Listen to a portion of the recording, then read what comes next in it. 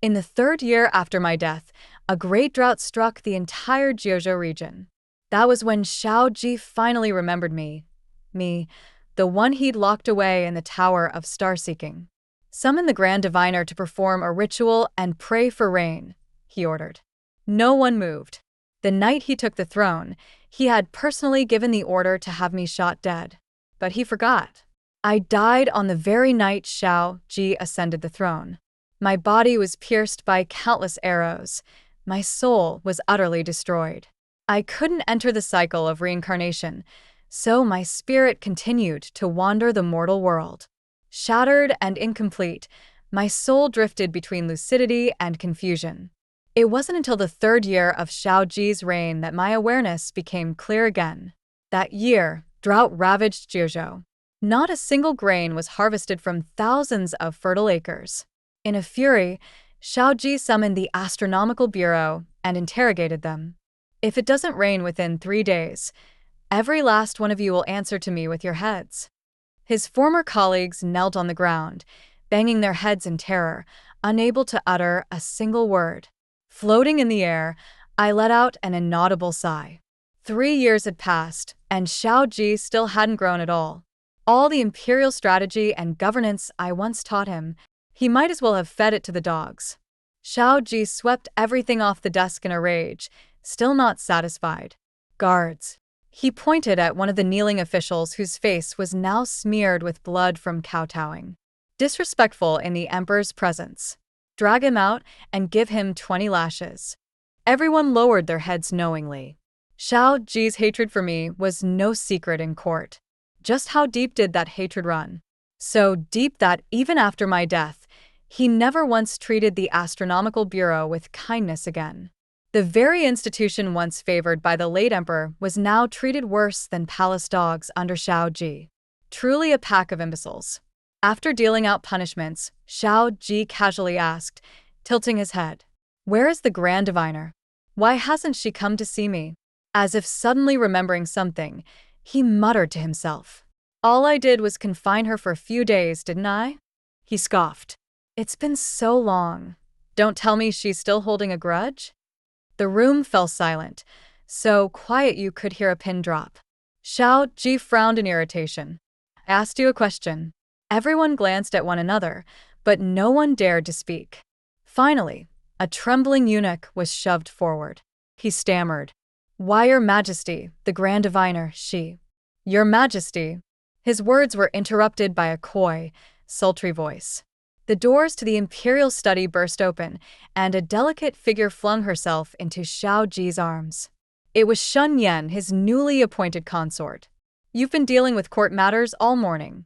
I missed you terribly," she whispered playfully into his ear.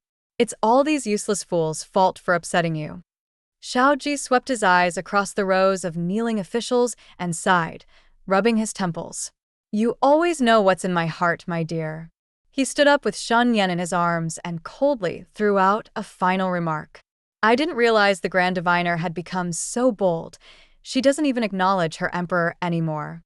Seems she's grown far too accustomed to doing whatever she pleases." He looked truly furious now, and actually spoke the name that had become taboo in court. "Tell Yan Shao, if she doesn't show up at the Hall of Mental Cultivation by the hour of Shin, I'll tear down her Tower of Star-Seeking." Ghosts that wander the earth feel little emotion and rarely dwell on the past. Yet, watching Shao Ji fume in fury, I was suddenly reminded of our earlier days. I was once the divine maiden of Mount Ling, born with the gift of speech-bound magic. The late emperor invited me down the mountain with the honors befitting a state oracle to protect the dynasty. Back then, Shao Ji was exactly like his name, quiet, distant, almost hollow. His birth mother held low status, and among the emperor's many sons, he was not at all outstanding. The first time I saw him, he was being held down and beaten by several princes. My carriage happened to pass by. The princes quickly knelt in fear of offending me. Court life was full of sycophants. I had no interest in meddling. But Shao Ji knelt before my carriage. His head had been bloodied, crimson streaking down over his brows. He looked like a wolf cub that had lost its fangs, wet with blood and tears. He opened his mouth as if to speak, but no words came out. He simply kowtowed. Respectfully seeing off the honored one, he murmured. At least he knew his place. I cast him a cold glance and signaled the coachman to continue. As the Grand Diviner of Desya, I answered to the heavens and remained forever neutral, never taking sides. Soon after, I saw Shao Ji again. He was wandering outside the Tower of Star-Seeking, as if searching for someone. But that tower held as many secrets as the Emperor's study itself. By imperial order, anyone loitering near the tower, regardless of rank, was to be executed on sight. Grand Diviner, Shao Ji spotted me inside the tower and awkwardly waved. He was still just a boy then, skinny, wearing a faded old robe that barely clung to his thin shoulders. He looked up at me with a shy, eager smile, trying far too hard to please. Honored one, I saw you looked tired earlier today. I brought some herbs to help clear your mind. In the shadows, a poisoned arrow was already aimed at him. His death was certain. But he was completely unaware, still smiling in that clumsy, innocent way. I knew he had an ulterior motive. Still, I instinctively stopped the hidden guards from releasing the arrow. Grand Diviner, what are you doing? Under their suspicious gaze, I answered calmly. This young prince has an appointment with me. From that moment, Shao Ji's fate took a completely different path. The memory of that awkward young boy and the cold tyrant he became now blurred and overlapped. Time passes. People change. In the blink of an eye, so many years had gone by. Today, Shanyan seemed especially uneasy. While making tea, she burned herself twice with boiling water. Finally, Shao Ji lost patience and snapped. Enough. Let the servants do it. Shanyan leaned against him with a coy smile.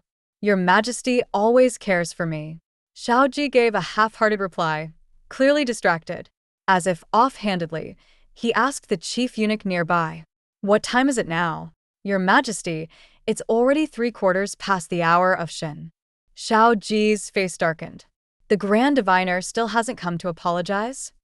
The eunuch stammered, unable to form a coherent sentence. Everyone knew I was dead. Everyone except him. You worthless fools.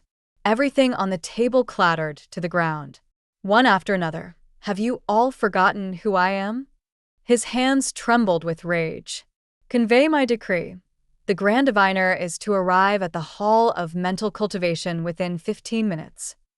For every minute late, I'll have one member of the Astronomical Bureau executed. Shunyan shrank back in fear. Your Majesty. Silence. Shao Ji erupted. This is between me and the Grand Diviner. What business is it of yours? Your Majesty, forgive the delay. A calm, clear voice echoed from the doorway. A man in white robes, pristine and coldly beautiful, entered. My disciple, Chu Yi. You? Where is your master? Shao Ji's brows furrowed even deeper.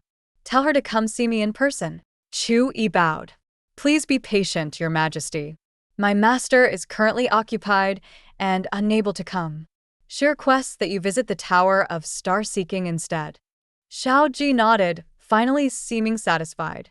I knew it. The Grand Diviner still cares for me. Let's go. It's been some time since I last saw her. Some time? If only he knew just how long it's truly been.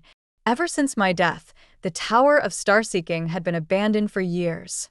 Moreover, every Grand Diviner of past generations had their coffin laid to rest there. Now, the tower was overrun with weeds and filled with eerie, ghostly air, more like a graveyard than a graveyard itself. I wasn't even sure if there was still a complete corpse inside my coffin.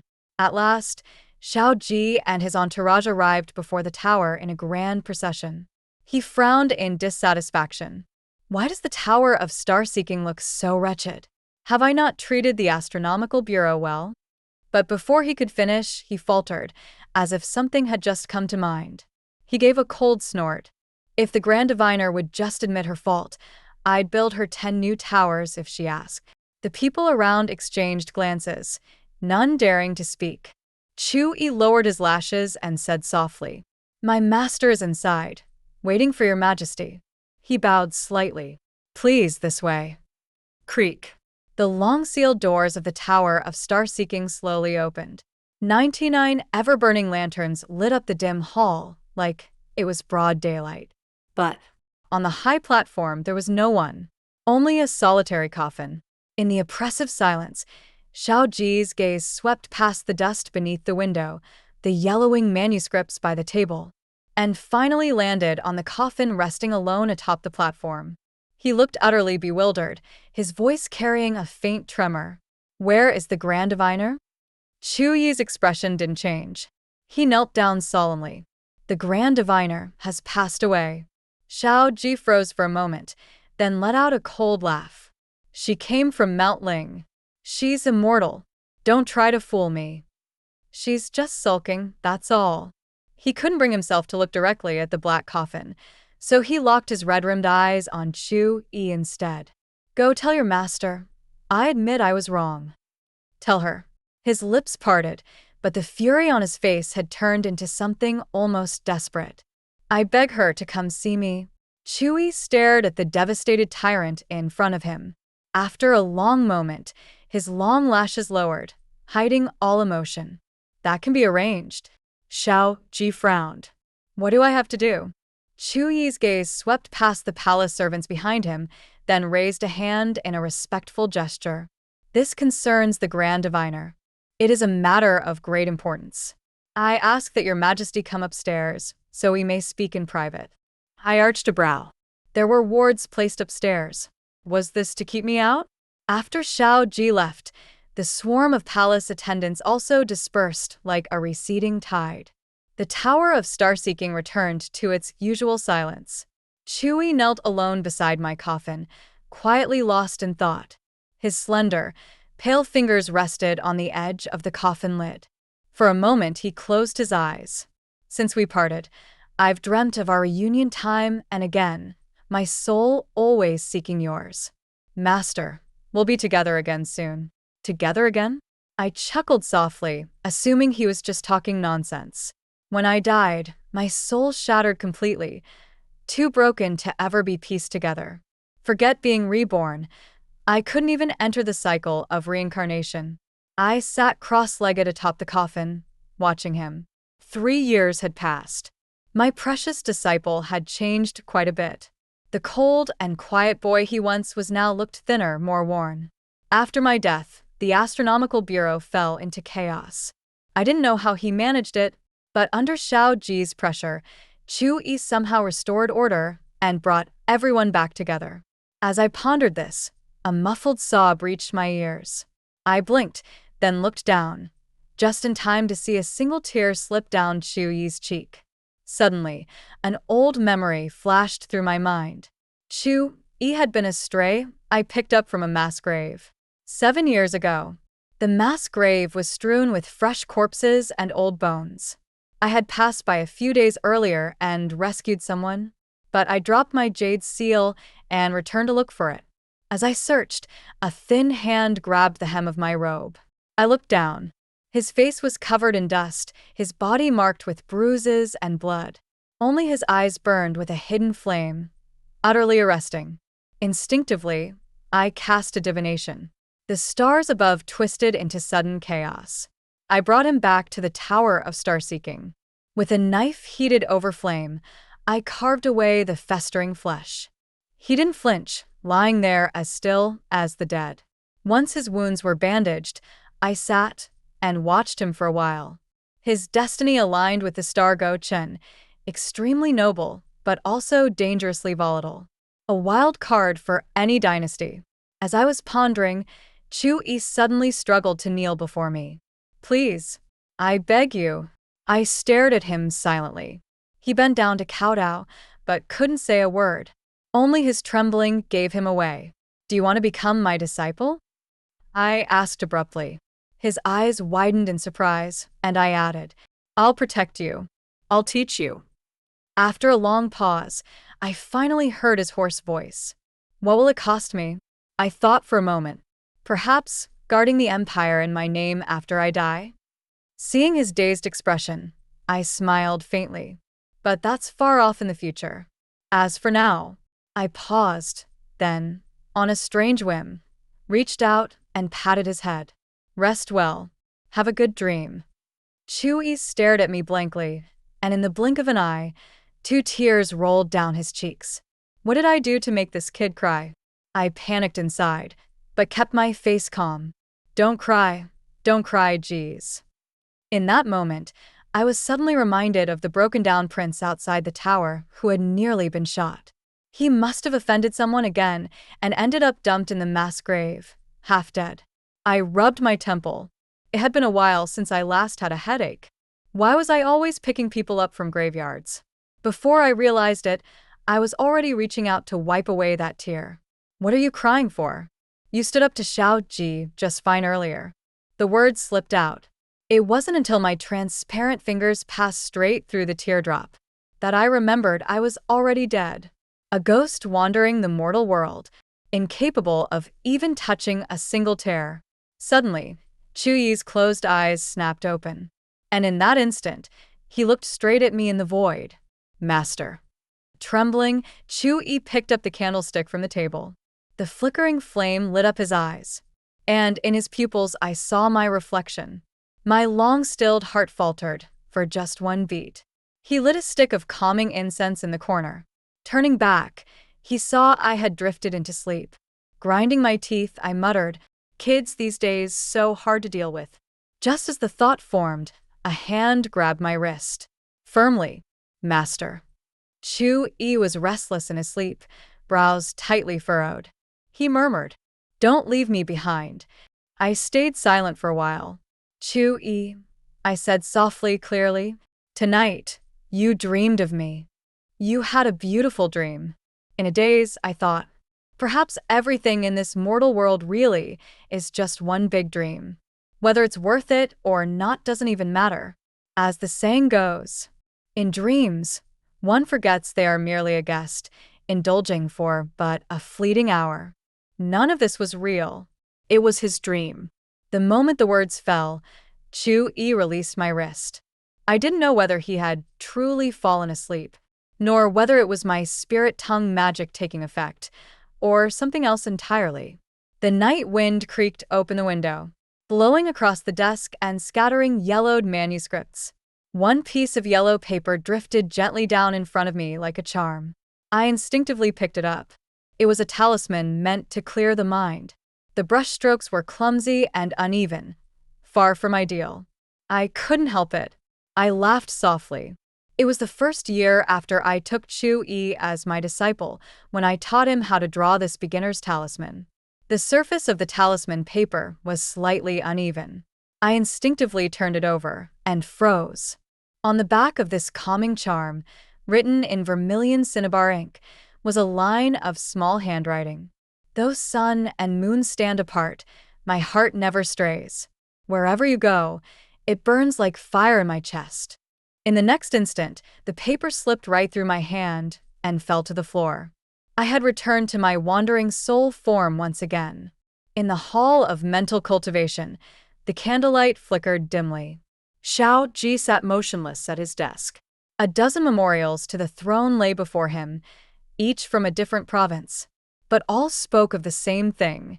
A great drought had gripped Jiuzhou. The land was scorched red for thousands of miles. Starving people had turned to banditry. Rebels grew in power, declaring the emperor unworthy and drawing ever closer to the capital. Outside the hall, Shun Yan was stopped by the chief eunuch. She furrowed her brows, just about to scold him, when he shook his head ever so slightly. "Let her in," came Xiao Ji's voice from inside, sudden and low. Shun Yan curtsied cautiously. "Your Majesty." In the past, Xiao Ji would have already had her seated in his lap. But not tonight. The air in the hall turned oddly quiet. "Shun Yan," Xiao Ji said slowly, "the Grand Diviner and I all were once the closest of confidants." He rolled a memorial in his hand, then suddenly slammed it down in front of her. The wooden bamboo scroll cracked and broke apart on impact. Shun Yan's wide, beautiful eyes filled with fear. Xiao Ji stepped toward her, his expression dark. "Because of you, things between the Grand Diviner and I have come to this." His hand clamped around her neck. If I kill you, would that appease her? Shunyan was so terrified she couldn't form a complete sentence. Your Majesty, spare me, the Grand Diviner. Meeting Xiao Ji's freezing gaze, her lips trembled. She's already dead. Lies. Xiao Ji's grip tightened. Shunyan gasped for air, her face turning blue. The Grand Diviner is the divine maiden of Mount Ling. She's eternal, ageless. All of you, daring to slander her. You deserve death. Your Majesty, I've been wrongly accused. She sobbed and struggled. Have you forgotten that we once risked our lives together? Xiao Ji paused, his expression easing a little. That's right. He murmured. 7 years ago, my beloved consort braved a snowstorm to save me from a mass grave. If not for you, how could I be where I am today? Shunyan nodded, choking back tears. Yes, and ever since then, I've suffered from cold illness. Have you forgotten, Your Majesty? The Imperial Guard later found the Grand Diviner's jade seal at the mass grave. She always had treacherous ambitions. Even back then, she wanted you dead. Xiao Ji looked as though he'd finally awakened from a dream. Yes. Only you have ever truly cared for me. Yun Xiao never liked me. She wanted to kill me from the beginning. I had her locked up in the Tower of Starseeking because she defied her ruler. She grew too bold. No. Something's wrong. Somewhere in all of this, something had gone terribly wrong. Listening to their conversation, for once, I was stunned. It was as if a thread suddenly wove together every cause and consequence. Xiao Ji's hidden hostility and distrust beneath his gentle exterior, his strange and misplaced devotion to Shunyan. I stared at the visibly shaken Xiao Ji and let out a faint, inaudible sigh. So muddled between love and hate. And for the first time in a long while, old memories stirred once again. That night 7 years ago, when Xiao Ji came to the Tower of Starseeking with herbs in hand, I raised my hand to stop the poisoned arrow aimed to kill him. Facing the hidden guard's questioning gaze, I said quietly, "This young prince has an appointment with me."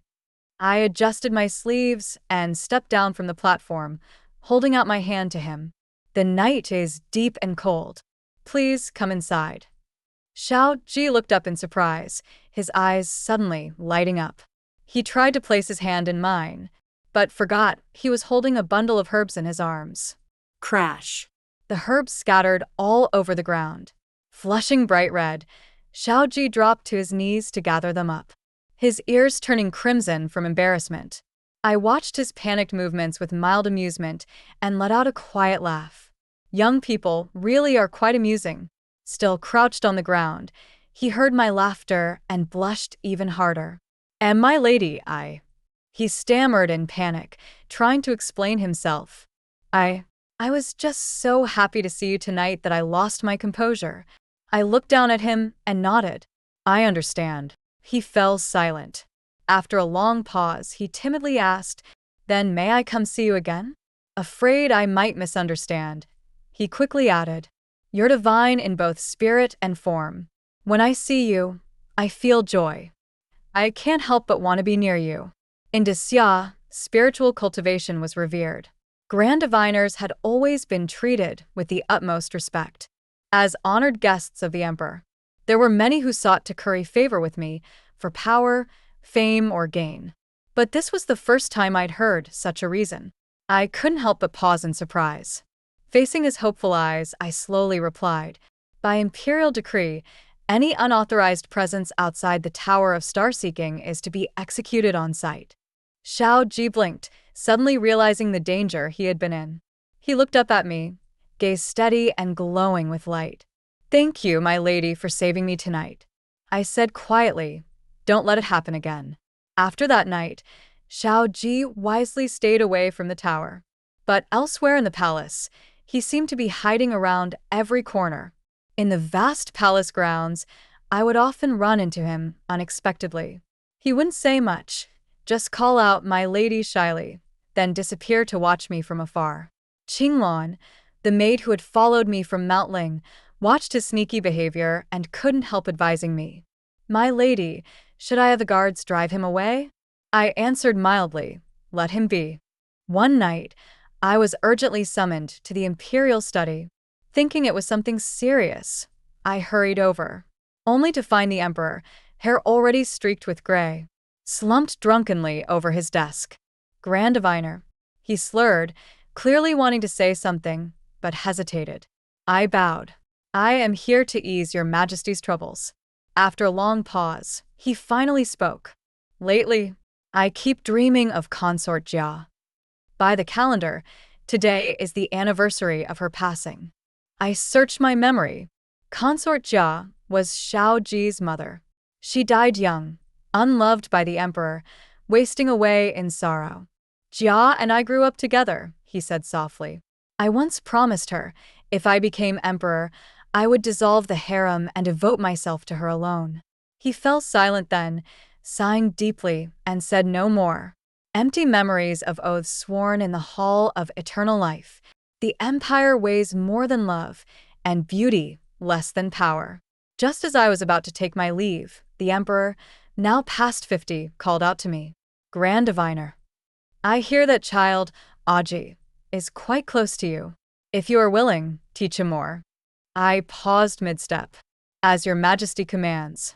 I found a dead-drunk Shao Ji in the cold palace where Consort Jia had once lived.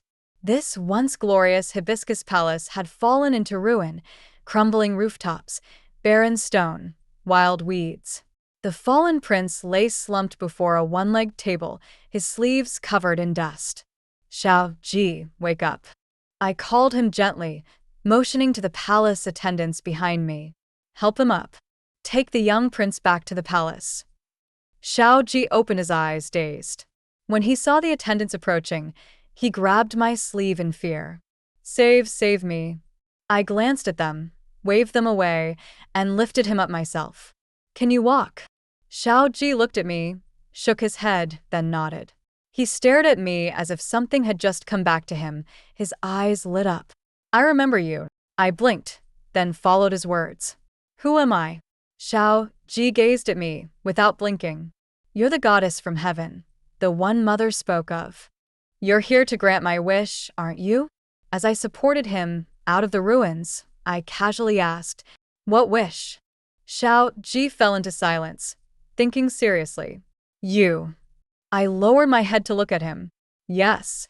In a small, hesitant voice, he whispered, I miss my mother. Do you know when she's coming back? I was quiet for a moment, then raised a hand to the sky. See that star up there?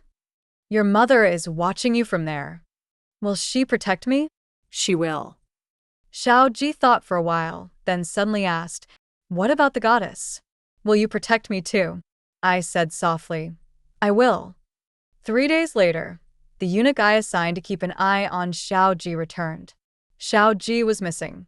The first time I heard this, I couldn't even react properly. Missing?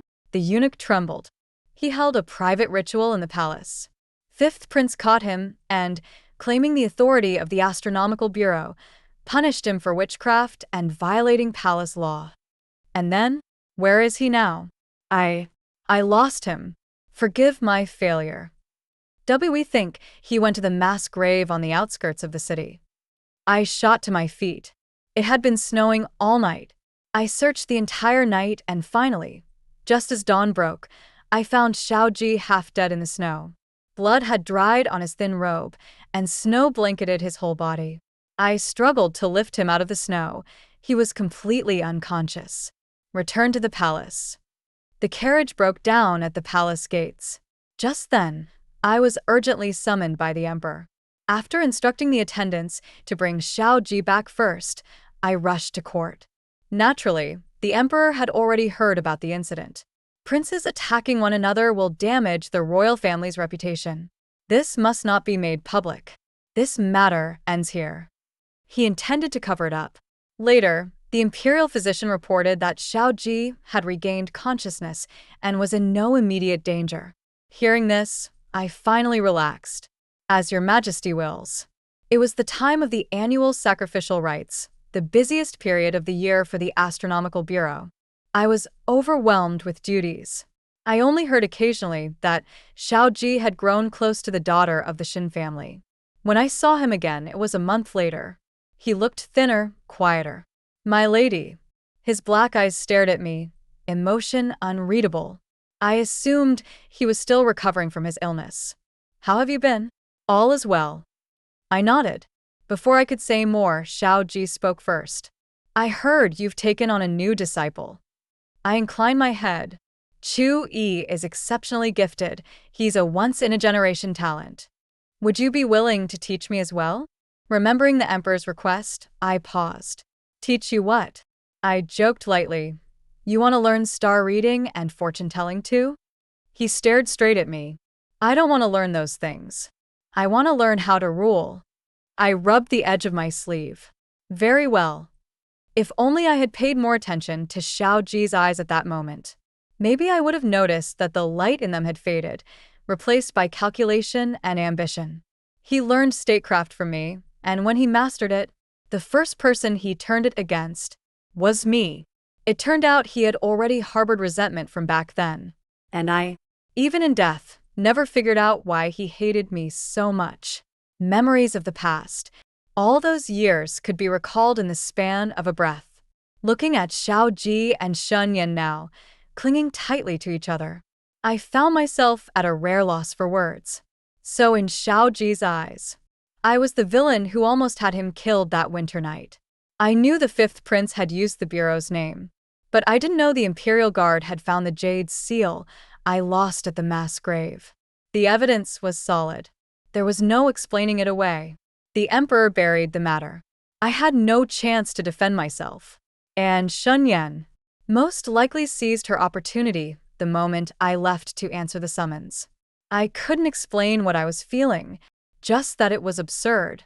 Xiao Ji had hidden his resentment for 7 whole years, all to repay me 100-fold with hatred.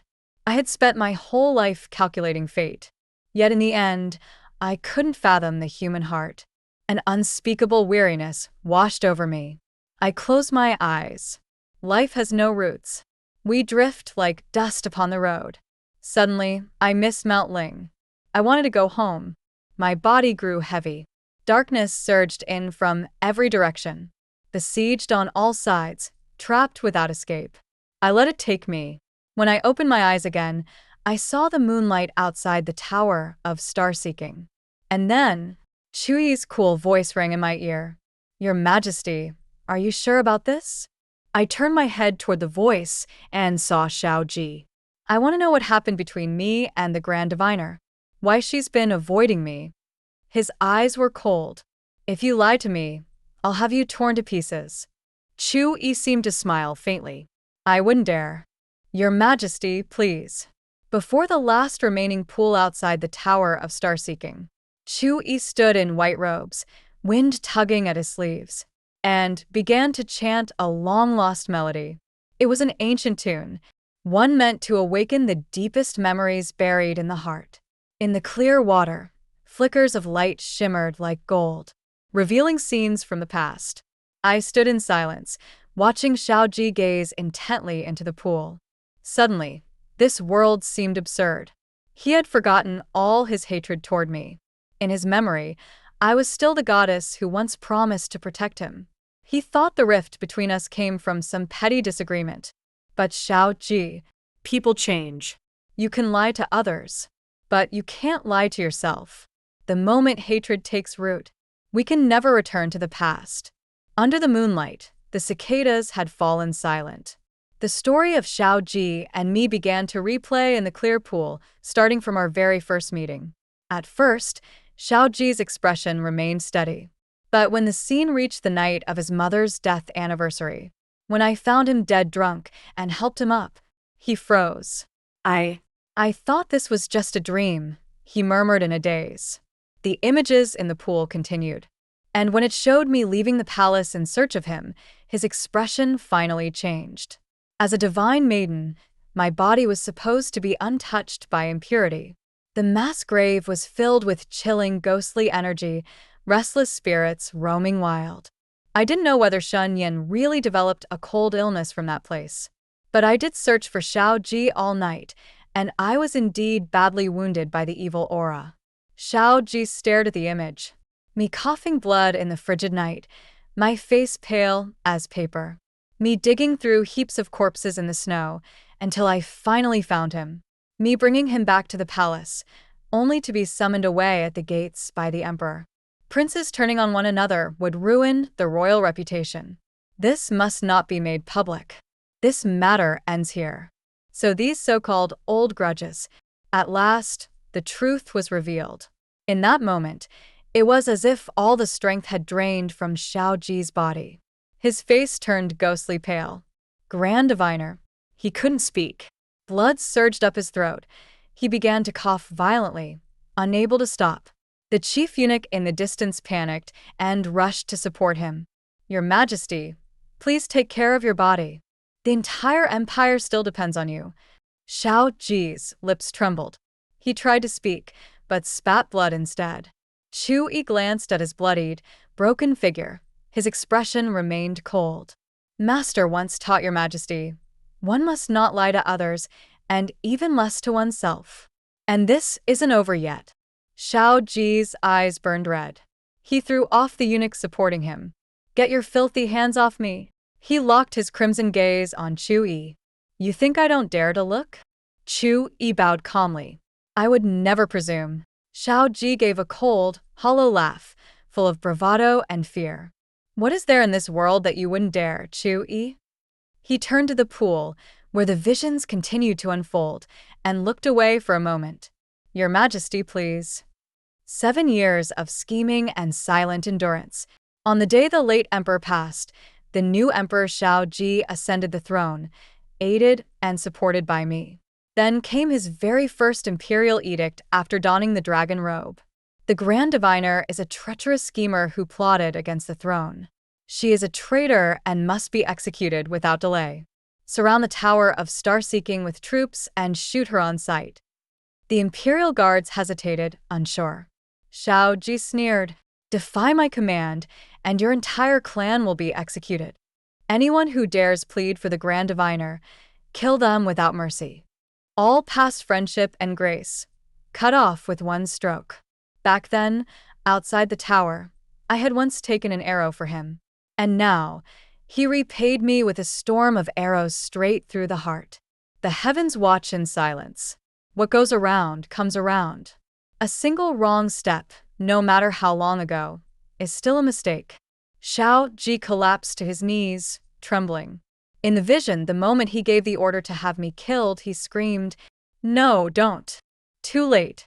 I clutched my chest, the pain dull and slow to arrive. But Shao Ji, once the bow is drawn, there is no turning back. One arrow or 1,000, the same ending. The palace servants whispered that the emperor had gone mad. First, he ordered the caning execution of his most beloved consort, Shan Yan. Then, he granted 100,000 silver taels to the Astronomical Bureau, commanding them to rebuild the Tower of Star-Seeking. Chu Yi opposed the decree in open court. Right now, the people of Jiuzhou are suffering. Your Majesty should put the nation first. His tone remained calm. After all, the dead cannot be. Chu Yi abruptly stopped speaking. Shao Ji looked at him, eyes bloodshot. You're sure this ritual will work? In just a few days, Shao Ji had withered away. The man who had survived only by hate now realized that hate was hollow. He had utterly collapsed. Chu Yi nodded. Summoning the soul is a sacred technique passed down from Mount Ling. The world knows nothing of it. When Master searched for your Majesty at the mass grave, her spirit was damaged. She was then pierced by 1,000 arrows, her soul shattered into fragments. These past 3 years, I have traveled the ends of the earth, piecing her soul back together. Now, only one step remains. Chu Yi looked up, expressionless, and met Shao Ji's gaze. Your Majesty's heart's blood. Shao Ji asked, if she awakens, will she remember everything from this life? She will. Shao Ji fell silent, then suddenly smiled, tears slipping down his face. Good. Then let her hate me. Let her never forget me. The emperor, obsessed with forbidden rituals, had no one left he could trust in court. And so, the flames of rebellion swept toward the capital like an unstoppable tide. The day Chu Yi began the summoning ritual, the rebels breached the city walls. The last remaining palace guards had all been sent to protect the Tower of Star-Seeking, to guard the black coffin atop the high platform. After cutting open his chest and drawing blood from his heart, Shao Ji sat on the dragon throne, straightening his robes. No one knew what he was thinking.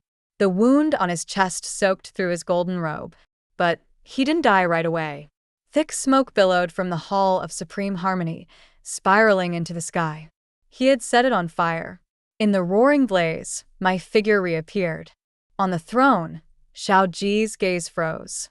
He hesitated, then slowly reached out his hand. Just a reflex, not really expecting to touch anything.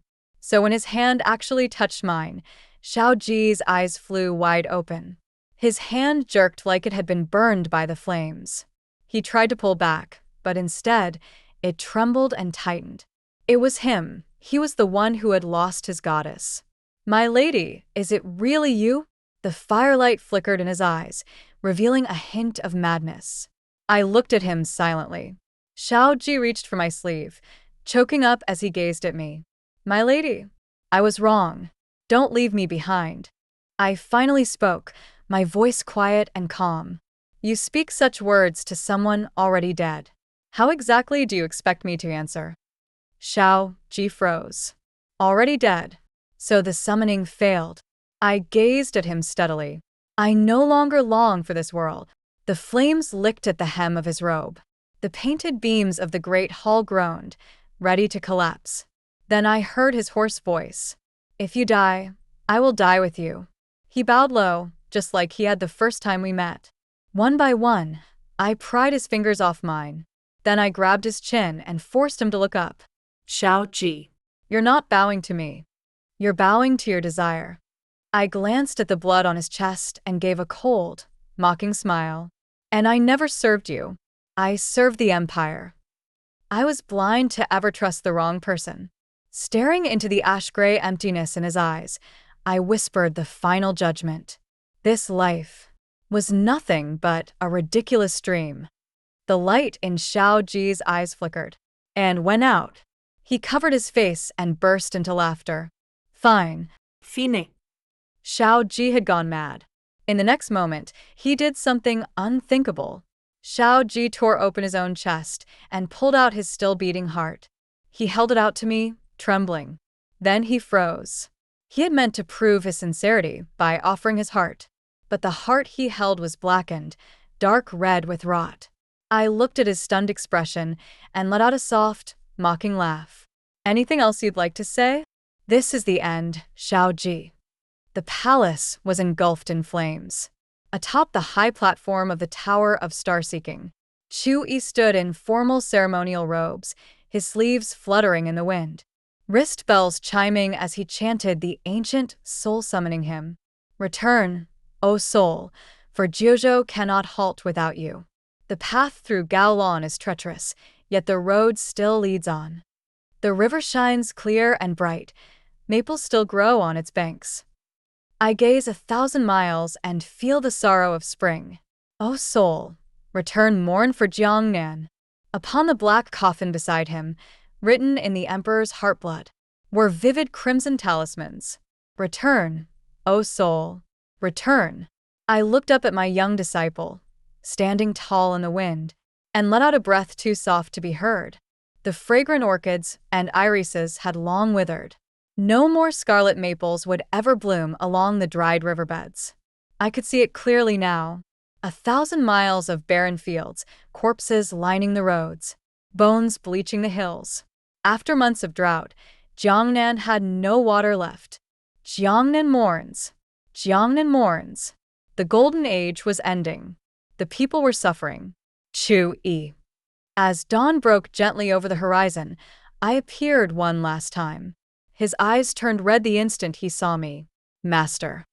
He pulled me into his arms, his breath as cold and clean as snow, only to realize, after a moment, that I was nothing but a transparent soul. Why? Why? He whispered faintly. Did the soul summoning fail? E. I called his name again and looked quietly into his eyes. Don't try anymore. I'm leaving. My soul couldn't return. There was something far more important I had to do. It didn't matter who I had been, nor which dynasty this was, nor whose empire. Where will you go? Startled, Chewie lowered his head, trying again to grasp my wrist. But his fingers passed through me again and again. The divide between the living and the dead could never be crossed. It was all in vain. I gently stopped his trembling hands. To Jiuzhou. To this land in mourning. This lonely land. I grew up in Mount Ling, untouched by the world. Then I descended and became trapped in this narrow palace. Only in death did I awaken. All of this was just a dream of kings and ministers, names that meant nothing then and now. This life had never been worth it. I laughed softly, shook my head. My disciple. I'm tired. Don't leave me. Chu Yi's gaze was so full of sorrow it looked as if it might break. He bit back his sobs, unable to make a sound. Tears streamed from his eyes, falling through my arm, each one scalding with pain. I could not comfort him. I couldn't even hold a single drop of his grief. It was time. The flowers bloom, the flowers fall. Everything has its season. Don't cry, my disciple. The morning wind rose, blowing loose the ribbon in my hair, as if urging me on. I turned around and looked one last time at the burning palace in the morning sun. Then, as my gaze met my young disciple, who had stepped back and was kneeling in farewell, my heart suddenly softened. The clear wind and bright moon shall see us meet again. Your master is leaving now. Another spring in Jiangnan. In a tea house, a storyteller spoke of the bygone dynasty. Long ago, there was a divine maiden who lived atop Mount Ling. She was gifted beyond measure, and the emperor invited her down the mountain, honoring her as grand diviner, asking her to protect the realm. With a loud clack of the storytelling block, he continued the tale. The entire room was enraptured, lost in that tragic tale of palace intrigue. But where did the grand diviner go in the end? In the hush that followed, a child's voice rang out, light and clear. Where did she go? The storyteller adjusted his clean white sleeves, untouched by dust. His smile was gentle, but it carried an inexplicable sadness. 20 years ago, she became a great rain that fell across all of Jiuzhou. Her body returned to the heavens.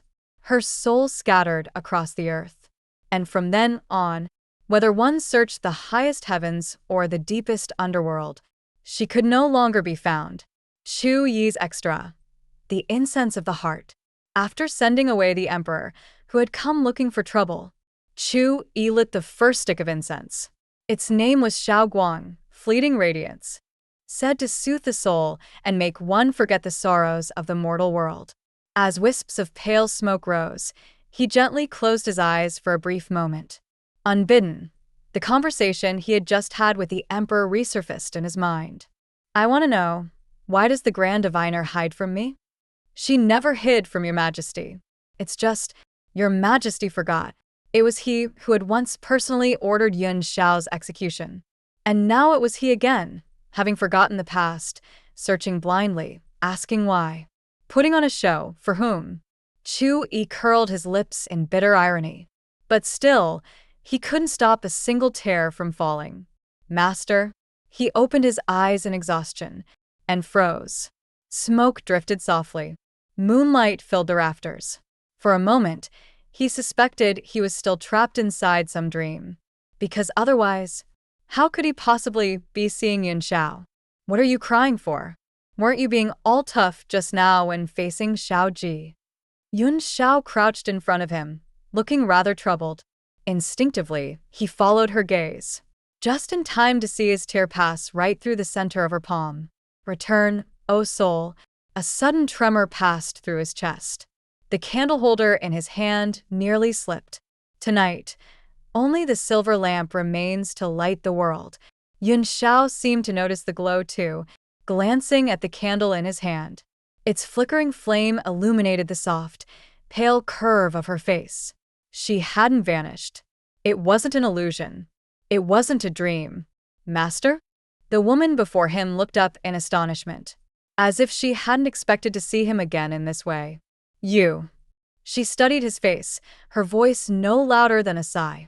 These 3 years must have been hard, haven't they? Chu-yi shook his head, then nodded. No. I just missed you, Master. He looked straight into her eyes, honest and unguarded. I missed you very much. As though all the cold wind and frost, all the hardships along the way, none of it mattered anymore. Not when she was standing right there. It all ceased to matter. Chu-yi took a deep breath. Part confession, part soliloquy. I'll kill Xiao-ji with my own hands. Make him wish he were dead.